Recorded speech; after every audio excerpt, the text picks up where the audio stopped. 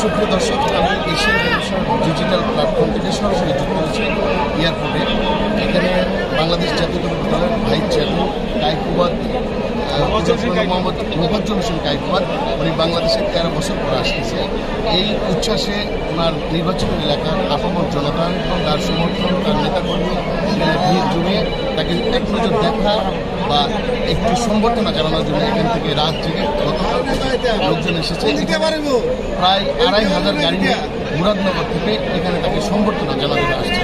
আমি আপনাদেরকে বিষয়টি আরেকটু দেখাতে চাই, এখানে উৎসুক জনতা কীভাবে অপেক্ষমান রয়েছে তাদেরকে সম্বর্ধনা জানাতে এক নজর দেখার জন্য।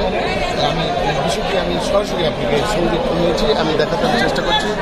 সুপ্রিয় দর্শক, আপনারা একটু আমার সাথেই থাকুন।